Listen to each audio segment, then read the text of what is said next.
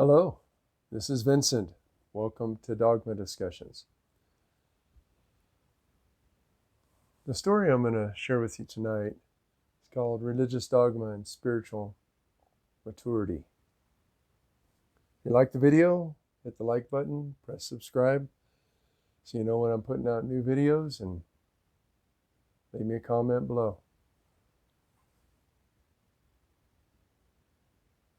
Have you ever heard of the dogma of spiritual maturity? Well, it's a measurement of your spiritual progress over time. In Romans, the Bible says that spiritual maturity includes offering yourself as a sacrifice to God, letting Him renew your mind, and then being obedient to His will.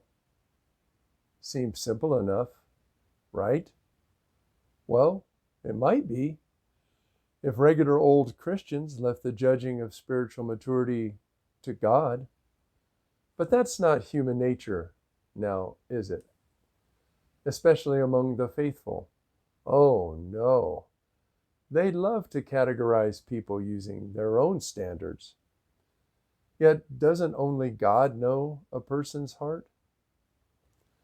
How can another human being, even those intimately close to the divine, like evangelical Christians, know a person's level of maturity in relation to God?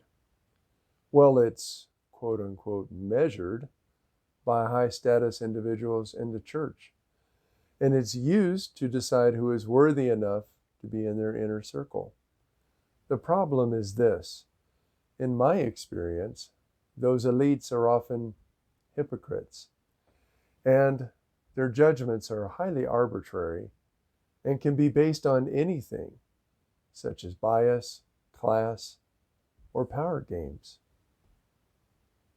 In my church growing up, my mom was fairly high in the laypersonhood, or whatever they called it, and she knew instantly if someone was spiritually mature by observing his or her behavior. People who smoked or drank, they were most definitely not part of that club. Yet, an even bigger trigger for her was people who lived together. And these are just church people I'm talking about, not us run-of-the-mill sinners. That said, if Mom liked the person she was judging, and especially if that someone was female, well, justifications for the behavior were made. And the person was given more time and attention to mature. For instance, we had a couple who came to our church for a while and were living together. According to Mom, that was spiritually immature behavior. Sex outside of marriage was wrong. But to Mom, Justine was such a nice girl, and it was clearly Jerry's fault for not marrying her. He was causing her to live in sin. So I asked my mom, well, what if Jerry was spiritually immature as well? Seemed like a fair question. Her answer, he was the man and should be the spiritual leader of the home. He knows better. Okay. See the problem? If humans are setting the standards based on their own biases, are there really any standards at all? Like I said, arbitrary.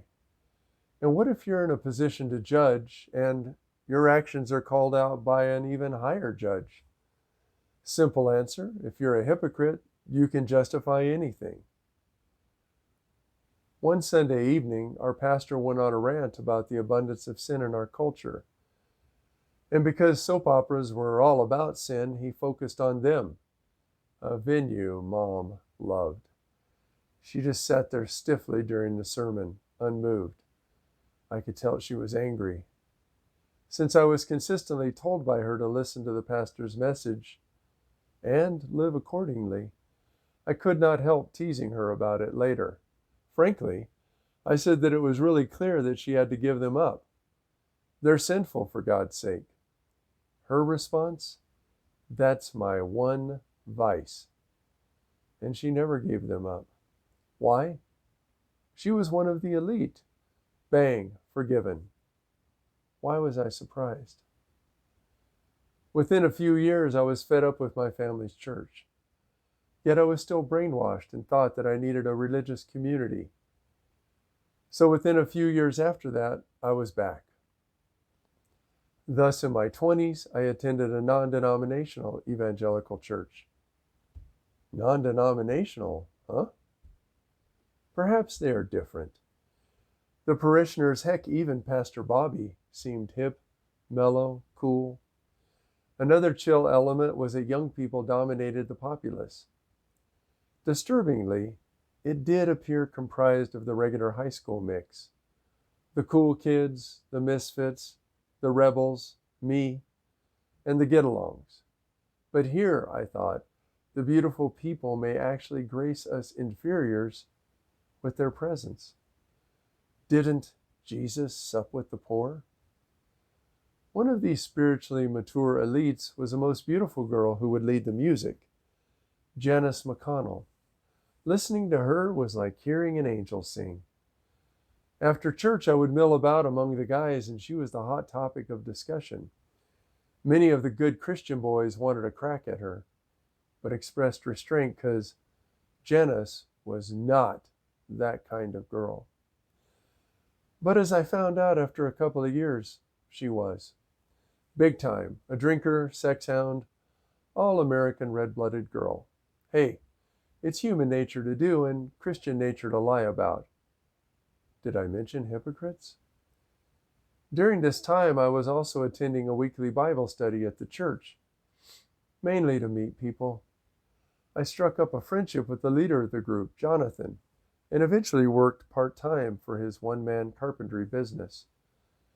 Anyhow, the group was supposed to have a backup leader, and I kind of wanted to be it. I had been going for a year or so, knew everyone, and was well liked. It was also a pretty easy gig and a nice way to get a little attention. What can I say? Yet when it came time to select someone, Jonathan chose another dude. Honestly, I was hurt. I would have done a good job, and the guy he picked was such a poser. When I confronted Jonathan later about his reasons, well, you guessed it. I just wasn't spiritually mature enough. Can't argue with that. A few weeks later, I went to Jonathan's house to pick up some keys for a customer's business. Jonathan had told me when to drop by, and I am on time. Let me take you to that moment. I have rung the bell and stand to the side of the door. As if on cue, 5 guys whom I know, a few from our small group, walk up. Upon seeing me, there is an uncomfortable silence. Illuminated by the porch light, I notice that each guy is carrying a 6-pack of expensive beer. 5 different kinds. I like beer.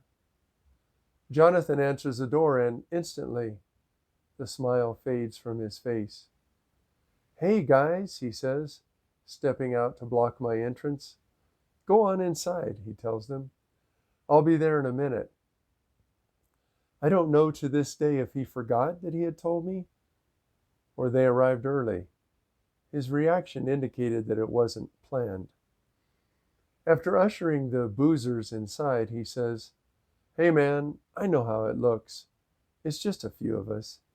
The pastor knows and he's okay with it. Okay with it? Then why them and not me? You know why. Because they were all spiritually mature and I wasn't. Years later, I was working in a factory and came across a minister of a small church in town. His congregation had so few members that he supplemented his income by contracting as a machinist. While we chatted, I remembered that he had once been an assistant pastor at Bobby's church. Once I recalled who he was, I asked why he left. And boy, did I receive an earful. You see, his daughter had wanted to be a missionary and needed the church's financial support. Gary, being an assistant pastor with decades of experience, thought the senior pastor would approve the funds post haste. But no, Pastor Bobby said that she wasn't ready. She wasn't spiritually mature enough. Gary was furious. He had been pastoring churches for 30 years to Bobby's 10.